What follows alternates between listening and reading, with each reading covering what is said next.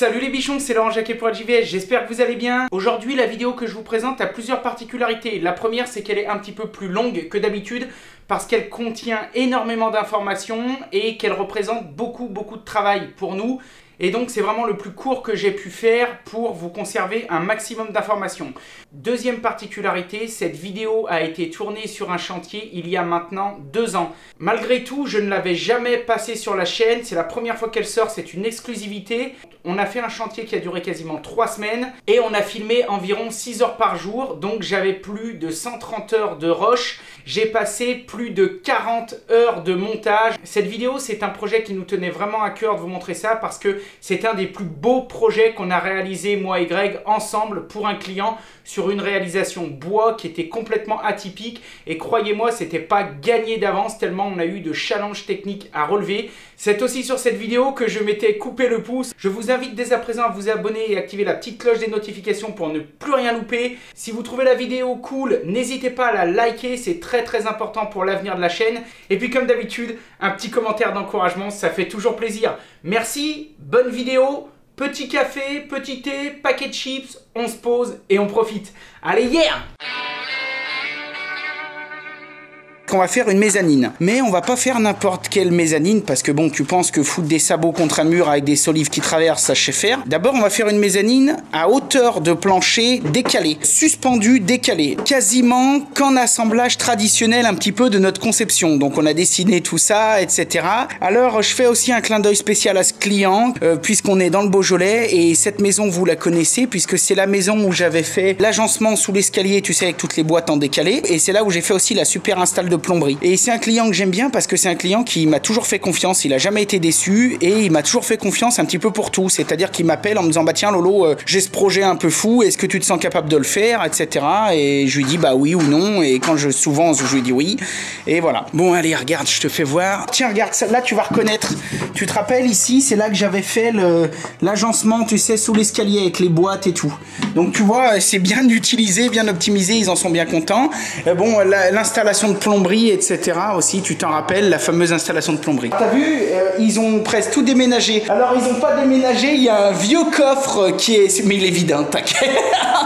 Sinon, c'est la première chose qu'on a demandé, tu penses, ça nous amuse. Mais il est indéplaçable, donc il faut qu'on construise autour, parce que, je sais pas, ça fait 1 tonne, hein, j'en sais rien. Ici, on va monter un poteau. On va en monter un autre en face, ici, là, devant les tuyaux. Et on va monter un poteau ici. Un demi-poteau ici. Et donc avec ces 4 poteaux, on va construire ici une mezzanine. Donc on va faire un plancher on va couper un peu la pièce en 2. On a du bol parce que là les plafonds, on a 4 mètres. Donc tu vois, c'est très grand. Donc on va couper à peu près en 2 pour qu'on puisse être debout, dessus, dessous. Mais ici tu vois qu'il y a une porte. Il y a une porte qui est très grande. Alors du coup le challenge un petit peu c'était de pouvoir dire le plancher, on va le faire un plancher normal mais on va le rehausser à la hauteur de la porte. Alors je leur ai proposé ça, ils m'ont dit ah bah oui c'est génial parce qu'en plus comme ça là-haut la porte doit faire 1 mètre, on pourra mettre un matelas et ça fera un petit peu un lit de chambre d'amis quoi. Alors là on tiendra plus debout mais on s'en fout puisque c'est un espace de couchage. Moi j'ai accepté un petit peu ce projet parce qu'il y avait un challenge technique. Il n'y a aucun angle droit, tout est tordu, bise en coin, etc. etc. Il n'y a rien qui est droit, donc il n'y a rien qui peut être préparé à l'avance. Là il y a des moulures, et c'est pour ça que j'ai accepté le chantier. C'est un petit peu comme un challenge de savoir-faire. Pour moi, c'est un petit peu comme si on me disait, bah tiens Laurent, pour valider ton savoir-faire, etc., avec le copain, bah essayez de faire ça. Donc voilà, c'est un petit challenge. Mais tiens, on est un peu... Mais bon, on aime bien se faire chier, nous. Donc si tu te rappelles un petit peu comment on a fait, donc c'est ce que tu vois, ça c'est la partie qui est suspendue. Là tu imagines il y a la porte, là il y a une autre porte, là de ce côté il y a la cheminée. Donc tu vois, on va monter ça, et alors bon, ça va évoluer. Ça c'est vu du dessus, vu de l'arrière, vu des côtés. Tu vois un petit peu ce que je veux dire? Voilà un petit peu la bête. Voilà, donc tu vois ici on peut voir un petit peu le projet. Donc là on est en 3 dimensions. J'ai mis volontairement des couleurs sur les poutres, les solives et tout pour que tu puisses un petit peu te rendre compte qu'il n'y a quasiment pas de vis. Alors attention, ça c'est sur le dessin, hein. Dans la vraie vie on va peut-être se rendre compte que quand on va commencer à assembler on va s'emmerder. Si je prends ça, hop, tu vois je peux y écarter. Tu vois, elle, hop, je peux l'écarter. Et du coup tu vois j'ai plus qu'après avec mon outimètre à venir mesurer, etc. mes cotes. Alors après, ça empêchera peut-être pas ici de venir y glisser une cheville ou quoi que ce soit. Je te dis, ça c'est un plan théorique pour nous donner un ordre d'idée. On va affiner. Alors tu vois, mais je voudrais te montrer le travail. Là, la valeur ajoutée artisanale, elle est dans le travail. Regarde par exemple cet assemblage. La réflexion, parce qu'il faut réfléchir. Hein. Hop, ça va venir comme ça.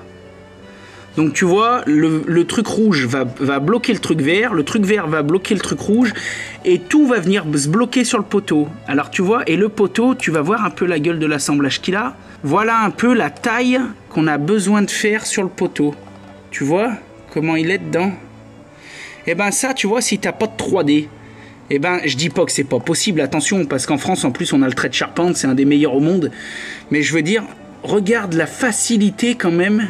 Comme ça aide. D'abord, SketchUp me permet de voir si mon projet va être réalisable, mais je prends ça.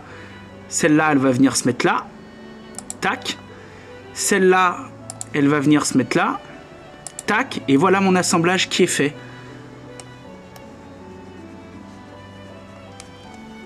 Tu vois ce que je veux dire?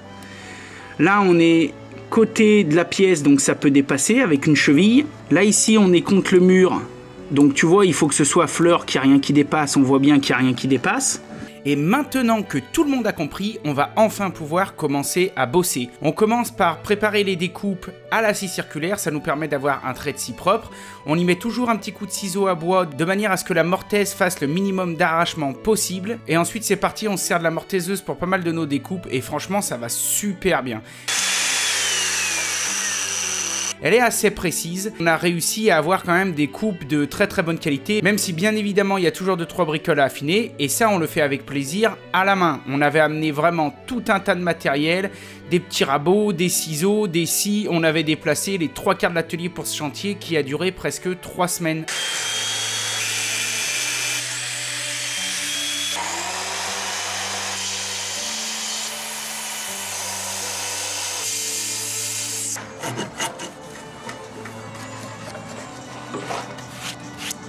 Je m'attaque maintenant aux découpes des têtes de poteaux qu'on a décidé de faire en forme de pointe, donc ça va super bien. Soit on coupe à la tronçonneuse, soit à la circulaire, et ensuite on affine tout au lapidaire pour un résultat nickel. On est assez content du résultat.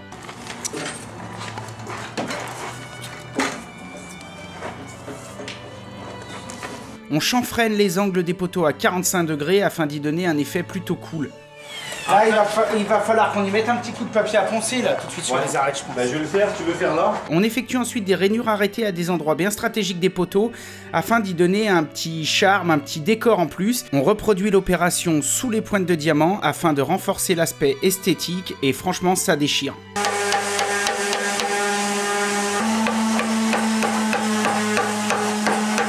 Je démarre à présent des tailles en croisée d'ogive qui me demandent énormément de travail mais qui vont venir ornementer et renforcer l'aspect esthétique de la partie inférieure des poteaux qui seront suspendus. Malgré le travail que ça représente, le résultat est au rendez-vous.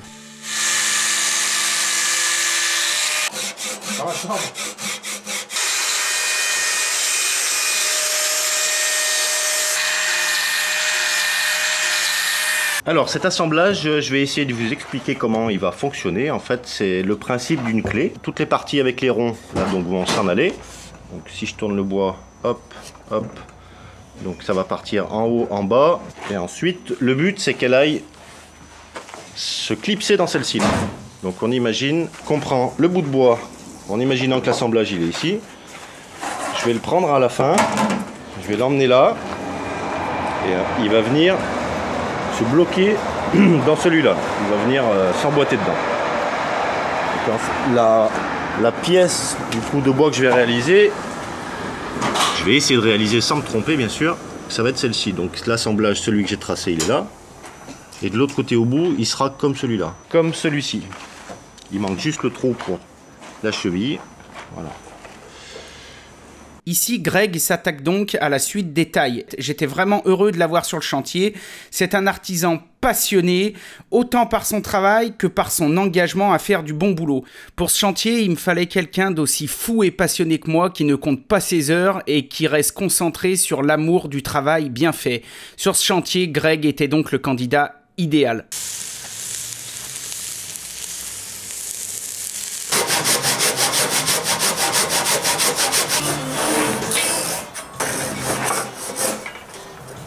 On s'est trompé sur un poteau qu'on a mis un jour, une bonne journée à tailler, à sculpter, etc. C'est celui-ci. Donc tu vois, voilà. Donc on s'est trompé, en fait celui-ci, l'espace entre les mortaises, là, il est trop long. Il est 14,5 cm trop long. Bon bah ça fait chier. On a deux solutions. Soit on vire tout, on fout le poteau à la poubelle, on en refait un. Bon, ça fait chier pour deux raisons. D'abord parce que moi j'aime pas trop gaspiller. Ni le bois, ni gaspiller le temps, ni gaspiller le travail.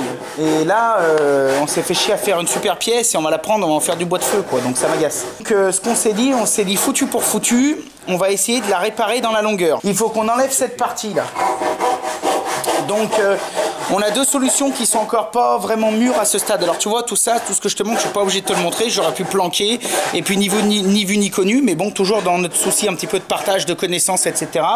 Et ben je me suis dit bah tiens si un jour il y a un mec qui est dans cette configuration, puis bon ça peut peut-être t'arriver aussi sur d'autres choses. Et on verra, si ça marche pas, et ben au moins je pourrais dire j'ai tout essayé. Donc là, ce que moi je pense faire, l'idée que j'ai, c'est de couper ici, de couper là, et là il y a deux solutions. Soit là, dans cette partie, je fais une mortaise, et dans cette partie, je fais un tenon, et j'essaye de faire un tenon mortaise en bois de boue. Donc ça pourrait être super cool, et puis après on met une huile de cheville, on essaye de se débrouiller, on fait un collage. Ou soit sinon on va couper carrément là, faire une mortaise de chaque côté, et venir mettre un faux tenon, en fait, pareil... enfoncé, collé à l'intérieur des bois de boue. Après réflexion, j'opte donc pour la première solution et donc je commence à découper mon poteau et puis tracer mon tenon, ma mortaise. Et comme vous pouvez le constater, malgré l'erreur, on travaille toujours avec le sourire. Alors là, mine de rien, ça nous aura quand même pris pas mal de temps et il fallait essayer d'être assez précis, mais en tout cas, c'est une super expérience.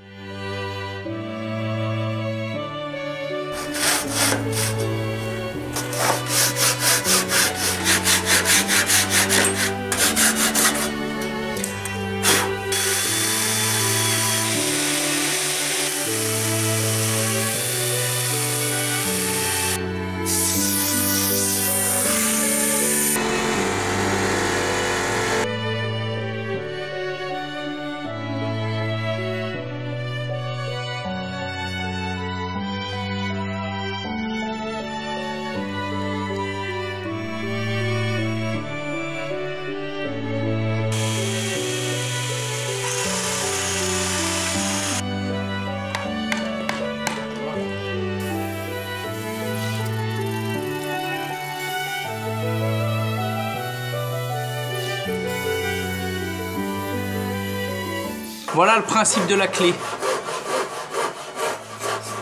Crac.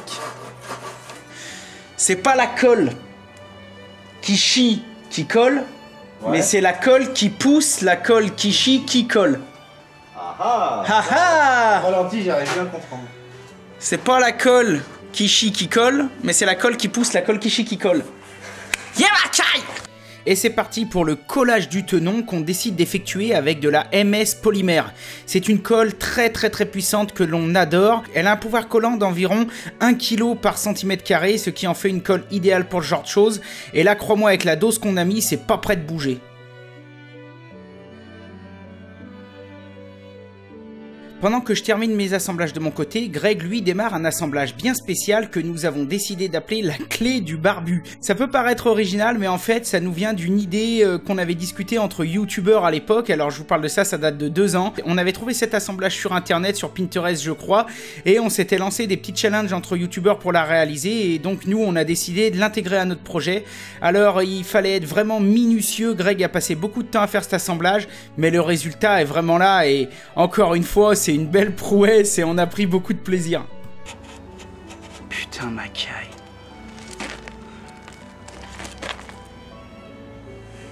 Plus que le poteau à tailler. Plus que le poteau. Bien, mon Greg. Bon, alors, tu vois, là, ouais, il y a un petit... faudra qu'on y remette un petit coup de papier. Tu vois, il y a des endroits... mais... on est parfaitement aligné. On est tout bon. Les clés, tu vois, elles sont bien positionnées. On voit même pas, tu vois, on le voit à peine le coin. Je suis vraiment content. Il y a Greg qui est en train de nous faire une œuvre à côté. Hein, Makai. J'essaye. Allez, putain, moi j'en ai plein la tronche. putain, mon cochon. Yeah, ma caille. C'est mignon chez chacun. Hein. Tu sais qu'il y a des menuisiers charpentiers qui ont passé 30 ans à faire leur métier, qui n'ont jamais fait ça. C'est sûr. Allez, c'est pas tout de s'envoyer des fleurs, mais maintenant, au boulot. Je continue ensuite en fabriquant une série de garde-corps qui va nous servir également de contreventement. Pour faire cette série, je vais avoir besoin d'approcher mes doigts de la scie, donc comme tu peux le voir, je n'avais pas mon poussoir sur le chantier, donc je m'en fabrique un rapidement. Et quand on est bricoleur, on se sort bien évidemment de toutes les situations, c'est impeccable. J'assemble ensuite toutes mes coupes afin de former des cadres, et à l'intérieur, je vais y insérer 2 diagonales à un angle bien spécifique, afin de reproduire un décor que vous découvrirez juste après. Comme pour le reste du projet, pas de vis, quelques clous, un peu de colle et puis des chevilles pour maintenir l'ensemble.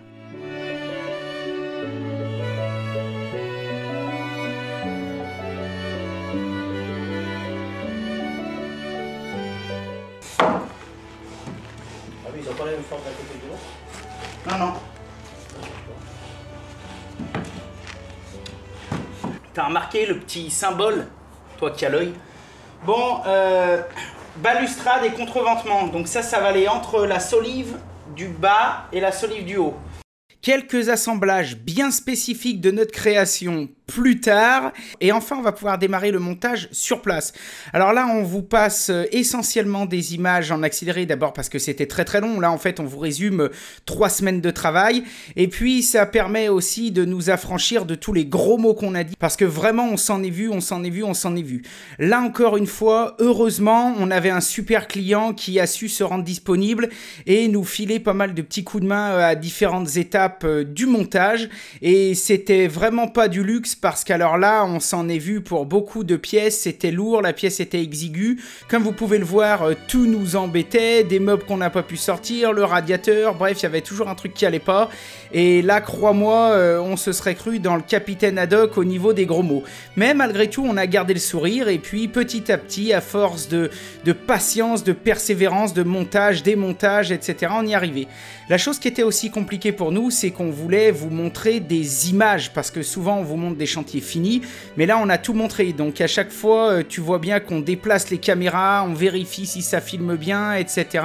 Et tout ça, ça nous fait perdre aussi énormément de temps. Mais en tout cas, aujourd'hui, on est vraiment, vraiment content de partager ça avec vous.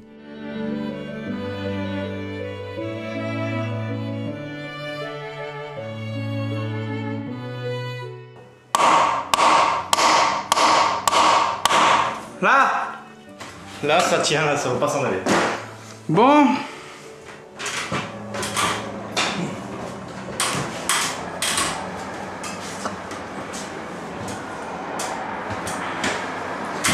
Allez, maintenant, on va caler tout ça. On va régler les aplombs, les niveaux. On va tout caler, tout fixer au mur. Enfin, au mur. La structure est autoportante, mais on va quand même fixer à 2-3 endroits stratégiques pour limiter le ballon en tout. Après, on va mettre nos quadrillages que j'avais fabriqués partout. Et puis voilà, là je vais déjà raboter les lisses basses et hautes qui vont servir à poser les solives pour le plancher. Et puis comme ça après je pourrais présenter mes trucs. Ah ouais, je vais faire comme ça. Bon allez, à toutes.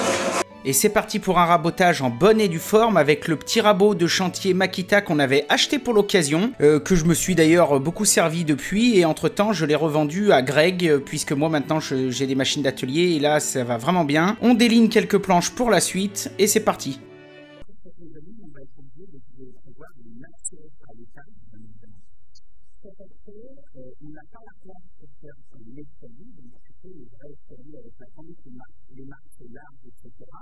Et on n'a pas non plus envie de mettre une simple échelle ou un truc vraiment tout balourd parce que d'abord, tu as vu qu'on avait vraiment choisi la qualité de la construction et qu'on a vraiment fait du plaisir de faire tout ces assemblages. On a fait des clés, on a beaucoup de taille, beaucoup d'assemblages de toutes les constructions, et donc c'est du cas à faire de mettre une échelle tout balourd.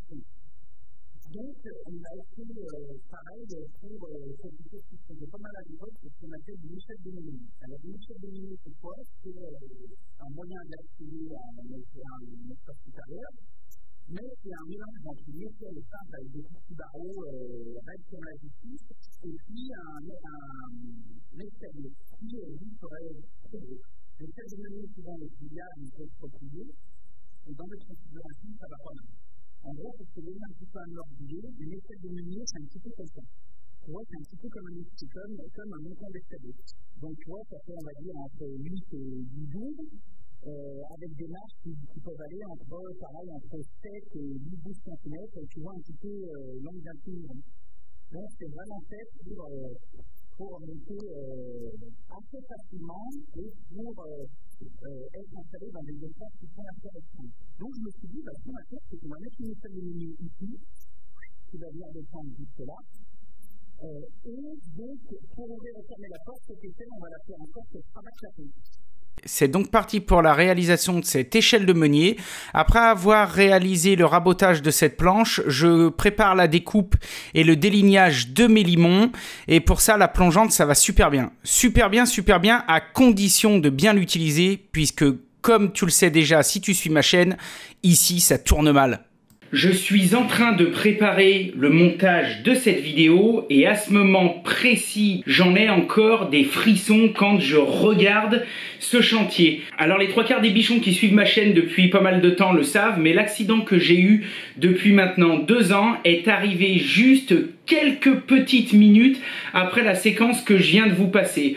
En effet, suite à une négligence de ma part, parce que j'insiste, c'est de ma faute, j'avais mal bridé mon rail, etc. Des fois, on veut aller un peu trop vite, on est fatigué, et donc j'ai été victime d'un kickback de la plongeante qui est venue ici sauter et remonter sur mon pouce. Donc en gros, pour te donner un ordre d'idée, c'est ce pouce qui aujourd'hui, merci à mon fabuleux chirurgien qui est venu en urgence me réparer tout ça. Aujourd'hui, j'ai retrouvé 98% à peu près de mobilité et j'ai presque plus de cicatrices. Mais quand je suis parti, en fait, ce pouce, eh bien, il pendait. Et ça m'a fait bizarre. Donc, la suite du chantier a été assurée par Greg. Et pour ça, mon Greg, je te le dis droit dans les yeux, je t'en dois une. Heureusement que Greg était là. Heureusement qu'il y a encore de la solidarité entre collègues, entre artisans. C'est vraiment quelque chose que je respecte profondément. Merci également à notre client qui lui aussi s'est mis à la tâche. Il ponçait les bouts de bois, etc. pour aider Greg. Bref, ils ont fini ce chantier à 2, même si vous verrez qu'à un moment dans la vidéo, vous me voyez réapparaître seulement 2 jours après mon intervention. Pourquoi? Parce que j'ai grandi là-dedans, j'ai grandi dans le travail, dans la passion d'une mission accomplie et j'étais comme un lion en cage. Donc dès que l'hôpital m'a laissé sortir, en me donnant 3 mois d'arrêt, mais un artisan ça s'arrête jamais, je suis donc retourné sur le chantier, passer une journée avec eux et tu verras que je sortais juste de me faire opérer. Mais ça n'a pas duré longtemps parce qu'en fait, le client et Greg m'ont viré parce que c'était encore plus dangereux, mais j'étais tellement comme un lion en cage, je pouvais pas rester chez moi.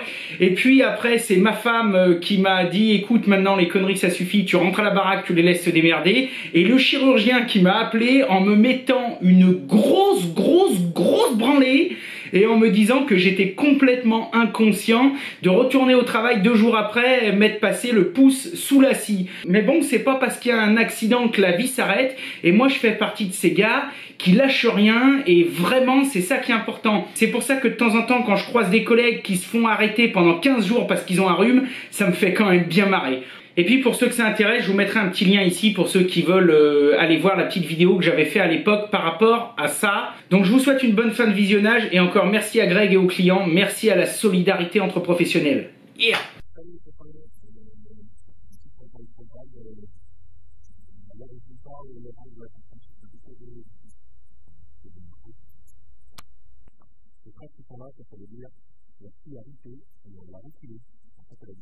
Le côté n'a pas de trop dégagé, il faut tout séparer, la circuler, puis bon, on va aller plus de parler. Voilà, donc je vais pas monter les petits en main. Je vais faire ma nuit, ça va pas mal de là. Voilà, donc pas mal de là. Donc je vais aussi monter.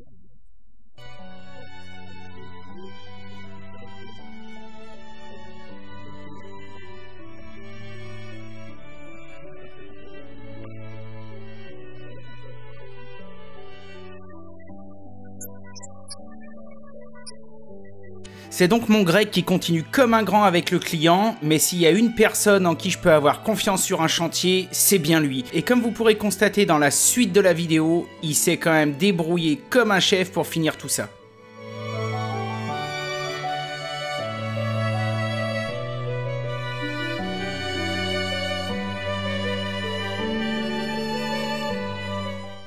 Greg passe maintenant à la pose des garde-corps et contreventements que j'avais fabriqués quelques jours auparavant. Et comme vous le constaterez, c'est un des rares endroits où on a eu recours à de la visserie pour fixer sur les solives hautes et basses. Bref, c'est du bon boulot.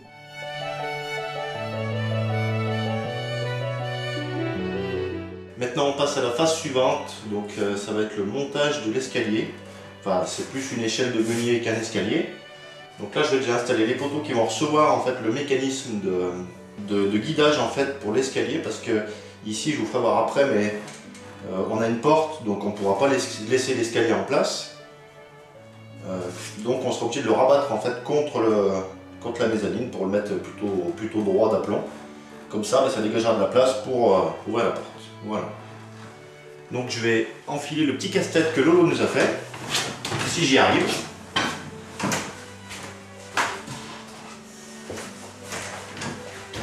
Normalement ça devrait aller. Mais oui Greg, ça va aller, un petit peu de colle, tu mets papa dans maman, une cheville à droite, un coup de marteau à gauche, et ça fera la blague. Et tu verras que normalement c'est ajusté pile poil. Là aussi on s'est bien cassé la tête pour concevoir cet assemblage, 0 vis, 0 clou, et ça tient nickel.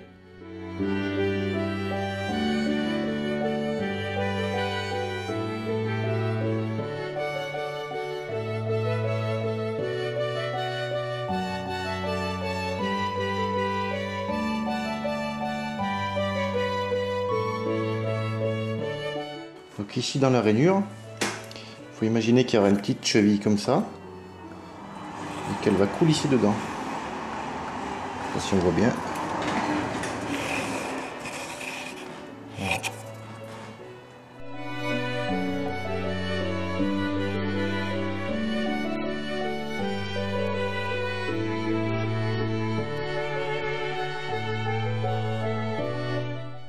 Donc la première marche, tu vois, qui est symbolisée ici, en fait, elle va être à la hauteur du plancher. Et après, là, on a divisé, on a fait notre division. On a trouvé 21. Donc 21, ça va comme marche.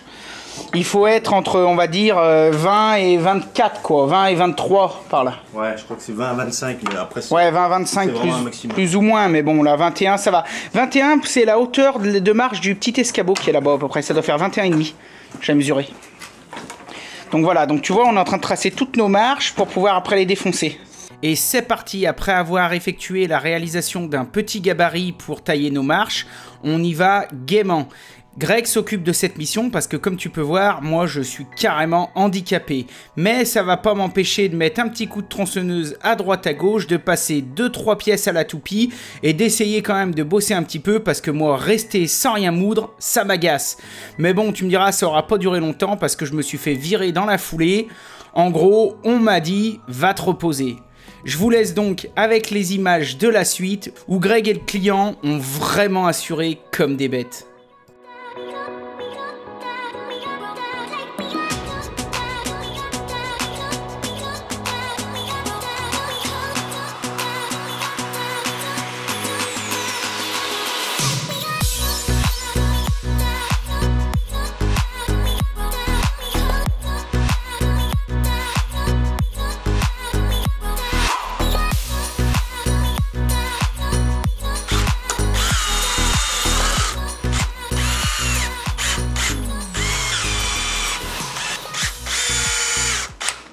Allez, on passe au montage de l'escalier.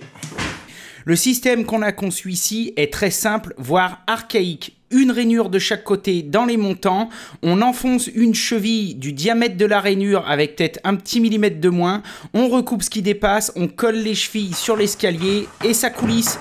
C'est vraiment une solution simple mais super efficace.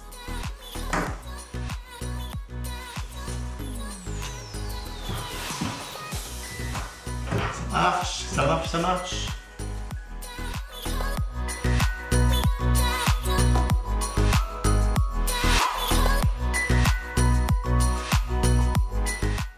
Étape suivante, on passe au solivage, donc le solivage qui va recevoir le parquet. On a pris des chevrons carrés, enfin des solives carrées, généralement c'est plutôt des solives qui sont plus hautes que larges.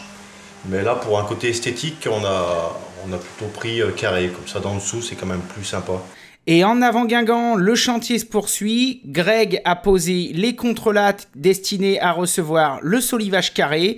Et donc, tout ce solivage est assemblé à la suite en respectant un écartement de manière à favoriser un aspect esthétique et technique, bien évidemment. Et puis, là aussi, on a utilisé quelques vis. Et pour finir, on pose le parquet. On a choisi un parquet en sapin du Nord massif. On n'a pas voulu mettre un truc à la con, comme ça c'est joli dessus, c'est joli dessous.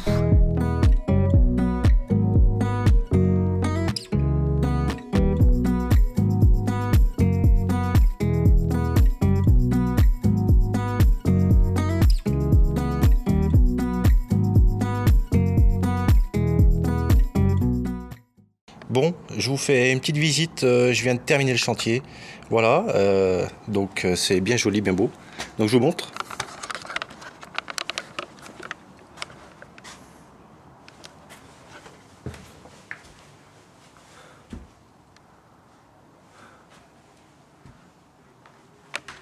Le petit escalier qui va bien.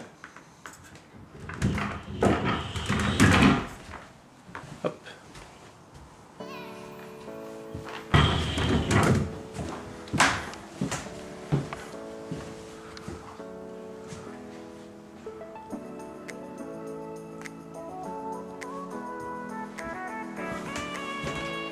Et voilà pourquoi on a fait un escalier qui se rabat, parce qu'ici on a la porte,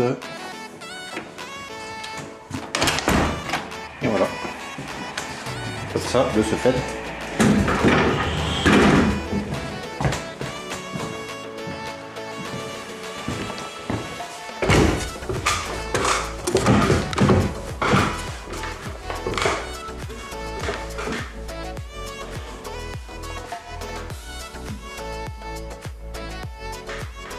Pour une surface du coup totale de environ 8 mètres carrés.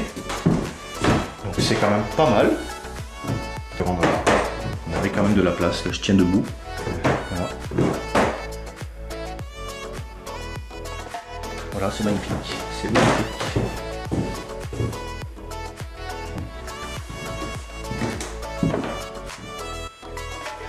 Nos petits assemblages.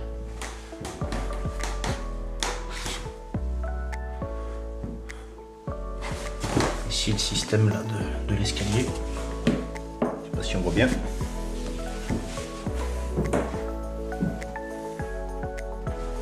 Voilà, petite tablette ici.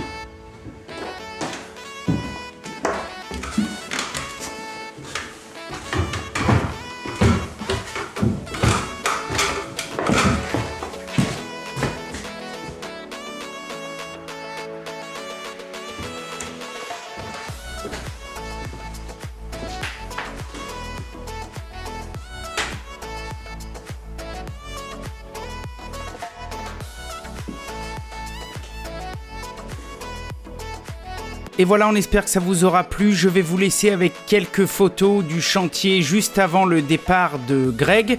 Entre-temps, le client a fini les opérations de ponçage et de masticage. C'était prévu au départ, il s'était proposé de le faire. Et puis je crois qu'il a dû y passer une couche d'huile. Je les ai eu au téléphone il n'y a pas longtemps et après plus de 2 ans d'utilisation, puisque du coup en haut ils ont fait un bureau, un lit. Après 2 ans d'utilisation, ça n'a pas bougé une seule oreille, tout a bien vieilli, il n'y a pas de jeu, rien. C'est vraiment impeccable. On espère vraiment que cette vidéo vous aura plu parce qu'on a pris énormément de plaisir à la réaliser, tant dans la partie montage que nous, le plaisir qu'on a pris sur le chantier. Vraiment, ce genre de chantier pour nous sont des chantiers d'exception. On n'en refera peut-être jamais une comme ça. Là, en plus, ça se prêtait bien au style de la maison. Donc, pour nous, le chantier est réussi. Comme d'habitude, je pense qu'il n'y a pas besoin de vous le dire, mais les clients sont absolument ravis. Les voisins sont venus voir, tout le village est venu voir. Bref, sur ce coup-là, je pense qu'on a vraiment réussi notre coup. Si la vidéo vous a plu, si la chaîne vous plaît, si toute cette ambiance d'artisanat, de bon boulot vous plaît, abonnez-vous, activez la petite cloche des notifications et surtout n'oubliez pas de liker la vidéo, c'est très important pour le référencement de la chaîne. Et laissez-nous un petit commentaire, on les lit quand on a 5 minutes, mais à chaque fois ça nous fait vraiment super plaisir. On vous remercie pour tout, comme d'habitude, soyez créatifs, faites de votre mieux et si possible du bon boulot. Allez, yeah!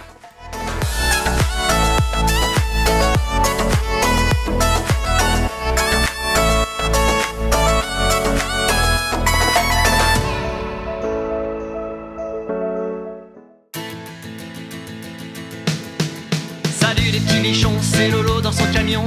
Depuis quelques années, je vous partage ma passion. Je suis un artisan ultra polyvalent.